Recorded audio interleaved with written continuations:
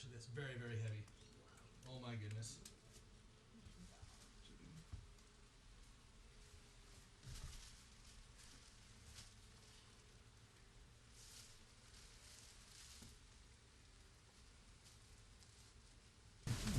So what we're doing here is using lemongrass oil. It has a very calming effect on bees when you don't want to use smoke.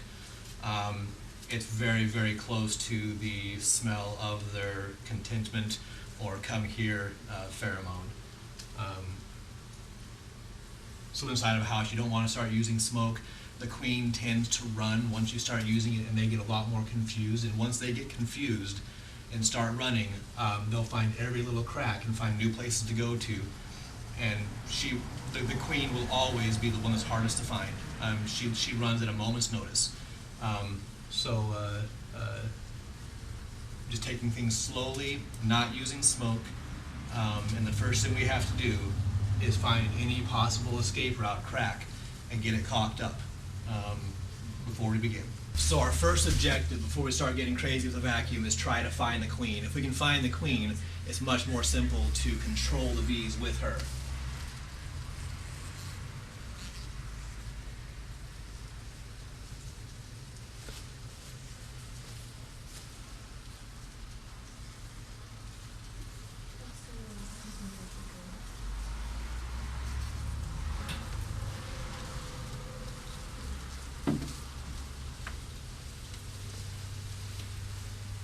The queen here, I saw her for a moment, I know she's here, and the object is to, there she is right there.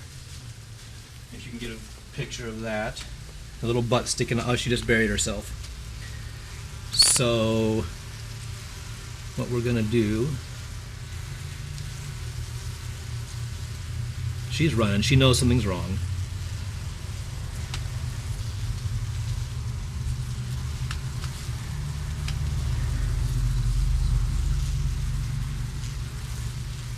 There she is. And it looks to me like she is a beautiful carniolan. It's one of the better breeds of bees there is, at least in this time. They're very gentle, they're very hygienic, they take care of mites better than most others, in my opinion. Okay. So we're going to capture her in this cage.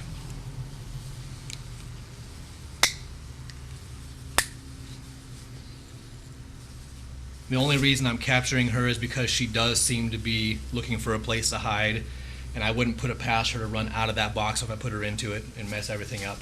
So she's being captured for the moment. It's always a good idea to give her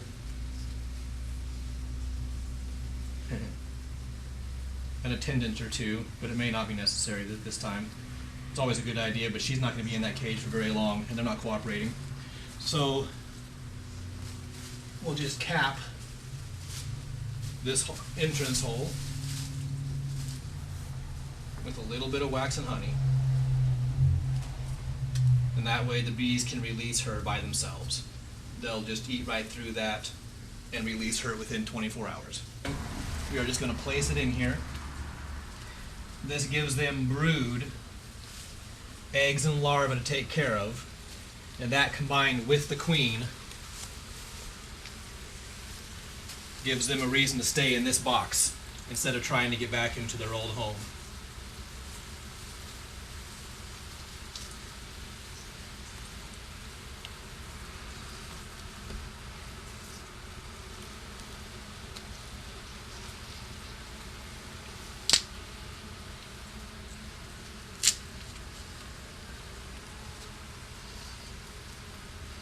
You do occasionally get stung.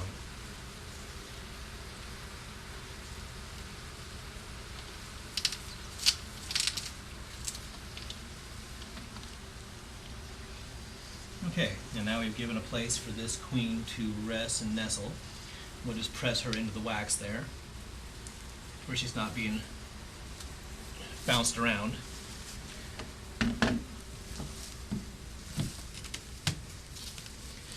at this point, we can take this outside and place it in a strategic place where where the bees will naturally go to it instead of going to their old home. So we've placed the entrance of their new home as close to the entrance of their old home as possible. I like to get it closer, but this is what we're stuck with for the moment. I'll have to seal the old entrance up with expansion foam, which never works if you're trying to keep a colony out, because there's always bees inside that will eat their way out. But for the moment of getting these bees to refocus over here, the expansion foam will work over here. It is no long-term solution. The bees will chew through it. So in order to reorient them on this hole, we now have their queen, we now have their brood. They don't know that. This is a synthetic form of their come hither pheromone. It tells them, come here. So that's what we're going to do now, is place this pheromone in the entrance of their new home.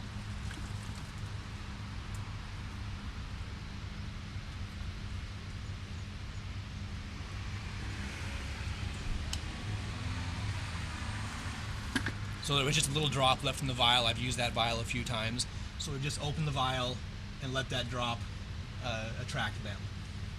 Over time, you can see the bees in the entrance there. You can see 2 bees there. They both immediately started fanning their own pheromone out. As soon as they smelled that, they're saying, come here. We're not going to begin sealing this up until we're done getting the bees out of the house. Too much confusion at one time can cause real problems. So letting them have their natural way in and out until we're all done is the better choice. So right now we've caused almost zero confusion. The bees are just working as they normally would. And I'm not seeing a whole lot of areas that need to be caulked. In fact, I'm not seeing any escapes at the moment. So their entrance has to be behind that comb somewhere. We've already found the queen. I'm just going to go ahead and begin vacuuming these bees off and removing this until I see an escape. At that point, we'll stop and caulk.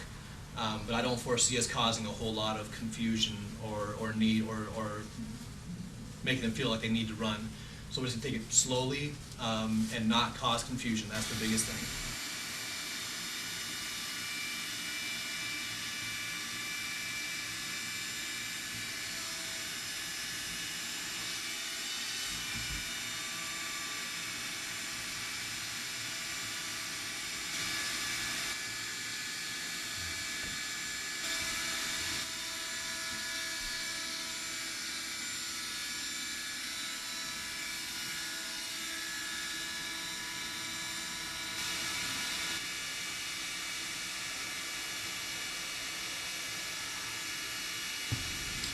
Like I said before, expansion foam is not a useful tool as far as keeping bees out permanently. They just chew right through it.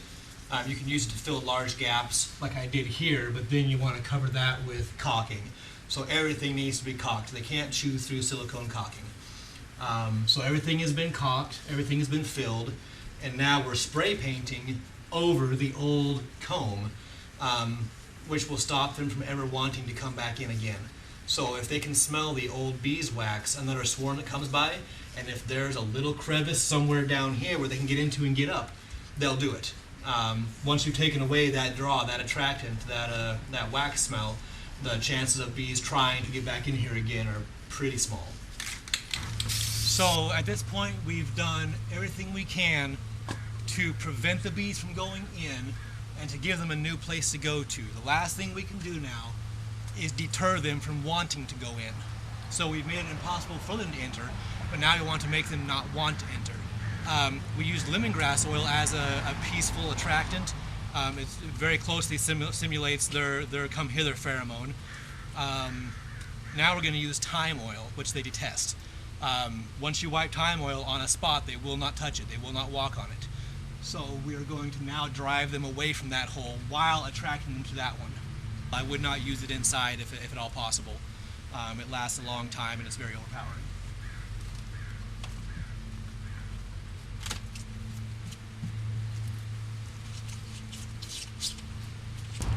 Thank you for joining me today. The final stages of this job include allowing the foragers that are out foraging at this moment to return and find their new home. We're going to give them 24 to 36 hours to do so and remove them while it's dark. Once they've been moved, they will be rejoined with the original colony that's in the hive body that's part of that vacuum. At that time, there will be a complete colony again.